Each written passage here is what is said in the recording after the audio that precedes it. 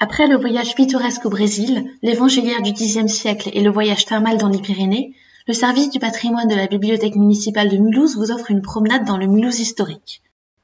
On voit ici Mulhouse en 1628. L'emblème de Mulhouse, la roue, est brandi dans le ciel par une main divine. Des vergers, des remparts, des portes historiques, des moulins à eau entourent la ville parsemée de clochers. Cette vue donne l'impression d'une ville encore enserrée dans son passé. Nous sommes maintenant au XVIIIe siècle. On note les progrès de la technique de la gravure ainsi que de la perspective. Cette dernière est accentuée par le premier plan, où l'on voit des personnages nobles, peut-être en pleine partie de chasse.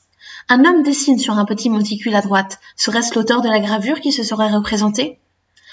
On retrouve les vergers et les remparts présents sur la gravure précédente, ainsi que les collines en arrière-plan. Jusqu'au milieu du XVIIIe siècle, Mulhouse est en effet une petite ville semi-rurale, semi-artisanale.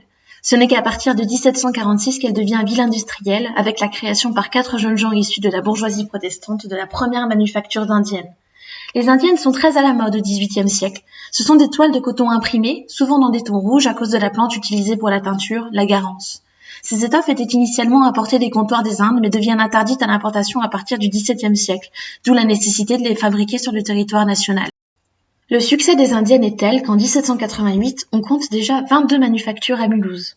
Le besoin de nouveaux espaces se fait sentir et des manufactures ont commencé à s'installer en dehors des murs de la ville. Mulhouse connaît à la fois une croissance économique et une croissance démographique. Fin 1800, la ville compte 17 000 habitants et 100 000 en 1900. Cette gravure nous donne une vision pastorale du pont sur l'île. Des vaches, accompagnées de leurs fermiers, viennent s'abreuver directement dans la rivière. Mais au-dessus du pont, au second plan, figurent déjà tous les éléments d'une ville qui s'industrialise. Machines à vapeur, usines blocs, cheminées d'usines qui crachent leur fumée. Mulhouse, dès lors, va amorcer une transformation de son paysage. Nicolas Koechlin soumet le projet de la construction d'un nouveau quartier. Ce serait à la fois un quartier d'affaires et un ensemble d'habitations bourgeoises qui permettrait aux riches industriels de s'éloigner du cœur de la ville surpeuplée et polluée.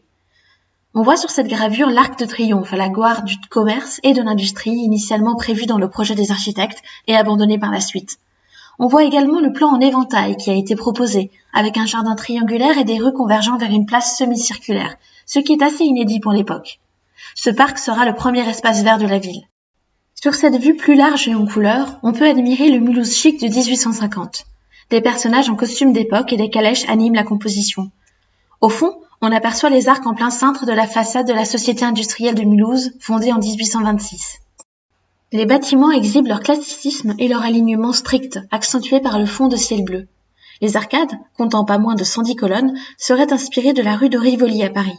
On ne peut s'empêcher de noter avec humour que les silhouettes représentées sont un peu trop petites et que cette erreur de proportion ne sert en fait qu'à accentuer la grandeur des bâtiments. Afin de résoudre le problème du logement des ouvriers, une première cité est construite en 1854 sur l'impulsion de l'industriel mulhousien Jean Dollfus. Ce projet est à l'image du patronat protestant paternaliste et témoigne d'une volonté d'évolution technique ainsi que d'équilibre social. Cette planche montre l'ordonnancement rigoureux de la cité ouvrière. Quelques arbres viennent à peine ponctuer l'espace. Au centre de l'image se dresse l'usine bloc et au fond, le centre de Mulhouse. Un autre élément a également grandement transformé le paysage, l'arrivée du chemin de fer. En 1839, la ligne de chemin de fer de Mulhouse-Thann est mise en service. Elle permet de relier entre eux les centres industriels de la région. L'attraction se fait par une locomotive à vapeur. La gare de Mulhouse représentée ici et datant de 1839 est temporaire. Une autre sera construite en 1841 et la gare que nous connaissons à la fin des années 1920. Cette ligne est un essai pour un projet plus vaste, la ligne Strasbourg-Bâle, ouverte en 1841. L'arrivée du chemin de fer et son essor vont modifier le transport des marchandises et matières premières, ainsi que la façon de voyager et de percevoir le paysage. Durant tout le XIXe siècle, l'industrie se développe et se diversifie. Industrie textile, mais également industrie chimique, industrie mécanique. Les manufactures vont progressivement s'installer et transformer le paysage. On assiste à la naissance de nouvelles formes architecturales en lien avec l'activité. Entre 1822 et 1825, Jean Mig, peintre paysagiste descendant d'une grande famille mulhousienne, réalise une série de 34 planches, les manufactures du Haut-Rhin. Ces planches sont toutes composées selon le même modèle. Sous un ciel sans aucun nuage, les personnages au premier plan composent de petites scènes, tandis qu'à l'arrière-plan se dressent des bâtiments industriels et des cheminées d'usines qui fument tranquillement. Sur cette gravure d'une fabrique d'indiennes, les personnages du premier plan sont dans l'ombre, mais le soleil vient frapper de plein fouet la façade claire et élégante de la manufacture, conférant de la noblesse et de la dignité à cette usine. Sur cette gravure-là, la luminosité est plus également répartie entre la façade d'arrière-plan et les petites scènes du premier plan, ce qui permet de constater qu'il y a beaucoup d'activités dans cette cour. Des charretiers, des artisans, des fournisseurs de matériaux.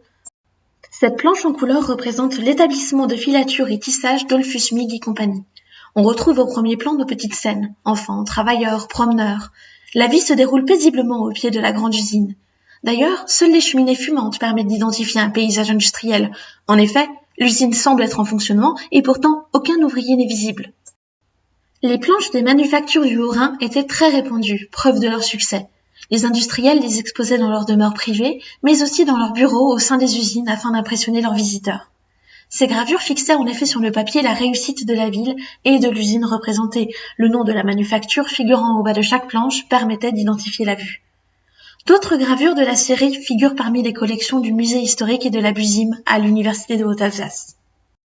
Nous espérons que cette visite patrimoniale de Mulhouse vous a plu et à bientôt pour d'autres découvertes.